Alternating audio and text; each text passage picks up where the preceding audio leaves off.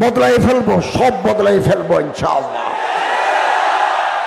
আমরা সিদ্ধান্ত নিয়েছি, আমরা যারা উপদেষ্টা, প্রধান উপদেষ্টা থেকে আমি পর্যন্ত, আমরা রাষ্ট্রকে হিসাব দিচ্ছি আমাদের সম্পত্তি কত আছে।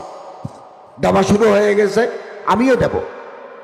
আমার কিছু জমিনের রেকর্ড লাগবে, এই জন্য আমারটা একটু দেরি হচ্ছে। আমরা যেদিন বিদায় নেব, এক পয়সা আমাদের বাঁটবে না। রাষ্ট্রকে লুটেপুটে খাওয়া, এটা কোন দেশপ্রেমিক মানুষের কাজ হতে পারে না।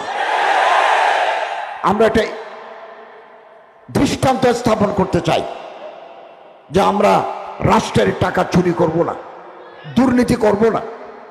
দুর্নীতিবাজ কর্মকর্তা যদি আমাদের মন্ত্রণালয়ে থাকে, আমরা তাদেরকে চিহ্নিত করে তাদেরকে সেট করে দেব। বিগত দিনগুলোতে কলেজে Islamic studies of Darasatul Islamia permission দেয় নাই, পলিটিক্যাল সায়েন্স পারমিশন পাইছি, ইকোনমিক্স পারমিশন পাইছি, জিওগ্রাফি পারমিশন পাইছি, জেনারেল হিস্ট্রি পারমিশন পাইছে, ইসলাম হিস্ট্রি হলে কেটে দিয়েছে। বদলাই ফেলবো, সব বদলাই ফেলবো ইনশাআল্লাহ। আগামী দিনে ইসলামিক দারাসাতুল ইসলামিয়া বিশ্ববিদ্যালয়ে যাদের ডিগ্রি আছে, তারা কলেজে এই সাবজেক্টের উপর পড়াশোনা করতে পারবেন। ঢাকা বিশ্ববিদ্যালয়ে মাদ্রাসার ব্যাকগ্রাউন্ড দেখলে তাদেরকে ভালো সাবজেক্ট দেওয়া হতো না, অথচ ভর্তি পরীক্ষা তার 1 নম্বর।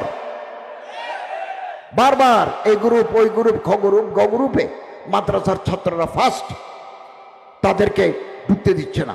এমনকি একজন প্রফেসর প্রকাশ্যে বলেছেন, আমরা ঢাকা বিশ্ববিদ্যালয়কে মাদ্রাসা করব। আমি তো বলি, ঢাকা বিশ্ববিদ্যালয়কে মাদ্রাসা করলে অসুবিধা কি? মাদ্রাসার ছাত্ররা যদি মেধা নিয়ে সমস্ত যোগ্যতা ফুলফিল করে ঢাকা, চট্টগ্রাম, রাজশাহী, জাহাঙ্গীরনগরে যদি ফার্স্ট হয়, অসুবিধা কি? তারা তো আমাদের দেশেরই ছাত্র। এরকম কিছু মানসিকতার লোক এখনো আছে, আগেও ছিল। আমরা এদের জায়গায় নতুন লোক দিতে চাই, যারা ইসলাম বান্ধব, যারা ইসলামের প্রতি মহাব্বত রাখেন, এরকম মানুষ দিতে চায়। আমি মাননীয় শিক্ষামন্ত্রীর সাথে বেশ কয়েকবার বসেছি। আমাদের যে সিলেবাস ছিল, এই সিলেবাস যথেষ্ট আপত্তি ছিল। 2012 সালকে কেন্দ্র করে আপাতত আমাদের বই ছাপতে হবে, জানুয়ারির 1 তারিখ বই দিতে হবে। আমাদের হাতে সময় কম, 3 মাস সময় আছে। ক্লাস 1 থেকে 10 পর্যন্ত আমাদের বই দিতে হবে। তো 2012 সালকে কেন্দ্র করে আমরা সিলেবাসকে কিছুটা সাজিয়েছি। ওখানে মাদ্রাসার শিক্ষার ভিতরে যে ঢোল ছিল, ঢোল, তবলা, এগুলো থাকবে না। 2025 সালে থেকে আমরা 26 সালে যে বই দেব, এই বইতে আমরা আরো বেশি আমাদের ইসলাম, যার যার ধর্ম সে পালন করবে, যার হিন্দু শিক্ষা, বৌদ্ধ শিক্ষা, খ্রিস্টানি শিক্ষা, ইসলাম শিক্ষা, আলাদা আলাদা বই আছে। যার যার লাইনে সে বইগুলো করবে এবং এদেশের ঐতিহ্য, এদেশের মূল্যবোধ, এদেশের সংস্কৃতিকে প্রাধান্য দিতে হবে। কিছুটা আমরা আবার করছি, যা বাকি থাকবে আপনারা পরামর্শ দিবেন, আপনাদের পরামর্শ নিয়ে আমরা চলব। আগামী 2026 সালের যে পাঠ্যক্রম স্কুলে কলেজে দেওয়া হবে, সেটা আমরা আরো আমূল পরিবর্তন করব ইনশাল্লাহ।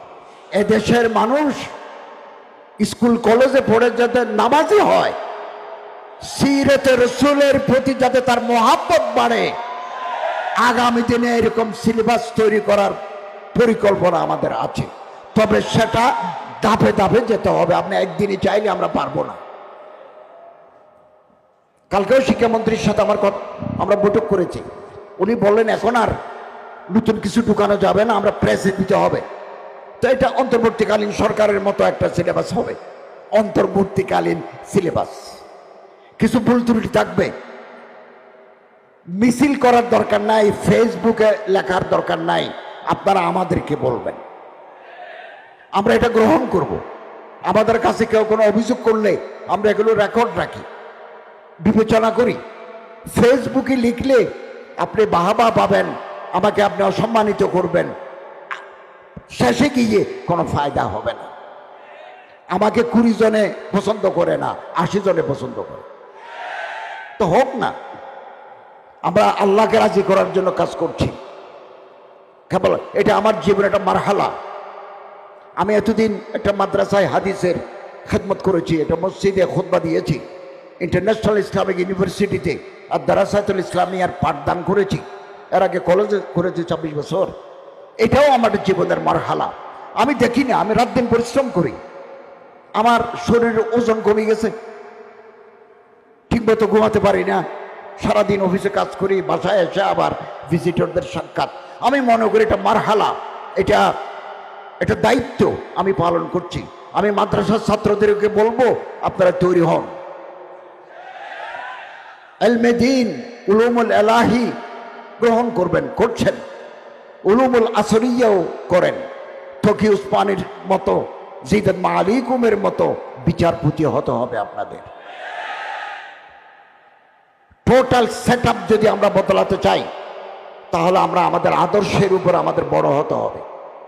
আলহামদুলিল্লাহ অনেক লোক তৈরি হয়ে গেছে, আগামী দিনেও তৈরি হবে। আল্লামা ইকবাল রহমতুল্লাহ আলাইহি বলেন, शीशा टूट जाती है पत्थर की चोट से। पाथर मेरे दिले शीशा ग्लास भांगी जाए, पाथर मारले ग्लास भांगी जाए। ऐसे शीशा तलाश कर जिससे पत्थर टूट जाए। एमन ग्लास तैरी करो जे ग्लास मारले पाथर भांगी जाए। चीने किछु ब्रिज आछे, चायनाय आमी चीन गेছি, चायनाय किछु ब्रिज आछे, ব্রিজের উপর দিয়ে যে হাঁটি যাবেন, এটা গ্লাসের উপর হাঁটি যাবেন, এত শক্ত গ্লাস। আপনি হাঁটতে নিচে গাছ দেখে ভয় পাবেন, কিন্তু আপনি ভেঙে পড়বেন না, কারণ এটা মজবুত शीशा है। मिल जाए तुझे दरिया तो समंदर तलाश कर। নদী যদি পাও সমুদ্র তালাশ করো। একটা কম যদি তৈরি করতে পারি, এটা যদি করতে পারি, হাম ফিকির, হাম দিল, হাম জবান, এরকম একটা জনগোষ্ঠী যদি তৈরি করতে পারি, তো রাহবার তালাশ কর। অতএব আমাদের দৃষ্টিভঙ্গি হবে ওয়াসাআত, নিগাহ বুলন্দ, দৃষ্টি বড়, দৃষ্টি বড়। আমি এতদিন কলেজে ছিলাম, পটিয়া মাদ্রাসার উস্তাদ ছিলাম, দারুল মারিফের উস্তাদ ছিলাম, একটা আলিয়া মাদ্রাসার প্রভাষক ছিলাম। আমার দৃষ্টিভঙ্গি ছিল ছোট, মাদ্রাসার দায়েরা। মসজিদে এসেছি, দায়েরা। ইউনিভার্সিটিতে পড়িয়েছি, দায়েরা, ছোট দায়েরা। এখন বাংলাদেশের সরকার যারা চালায়, 20-25 জন যারা উপদেষ্টা, আমাদের সচিবরা আছেন, বিভিন্ন স্তরের কর্মকর্তারা আছেন, আমাদের পরিধি পুরা বাংলাদেশ,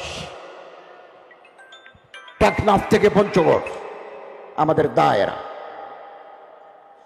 দায়েরা, এই দায়েরা উঁচি হয়ে গেছে, তো দৃষ্টিভঙ্গি আপনার বড় করতে হবে। নেগা বলেন সুখান দিল নওয়াজ, কথা বলতে হবে যাতে দিলে আসর করে, দিল খুশি হয়, এরকম জবান লাগবে, সুখান দিল নওয়াজ। এবং যা ফুরসুস, দিলের ভিতরে উম্মতের জন্য দরদ থাকবে। বাংলাদেশে একটা বিপদ আসলো, আমি কোনো কথা বললাম না, আমি কোনো স্টেটমেন্ট দিলাম না, আমি কোনো প্রতিবাদ করলাম না, তাহলে আমার দিলের ভিতরে সাজও নেই, সুজও নেই, এটা হতে পারে না।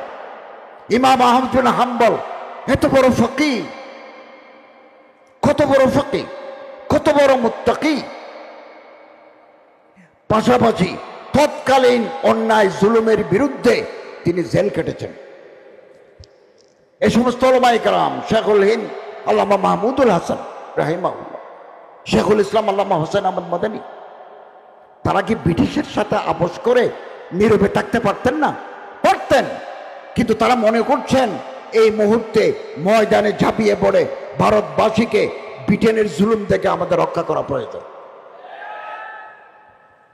ওলামায়ে দেওবন্দের ইতিহাস সংগ্রামের ইতিহাস।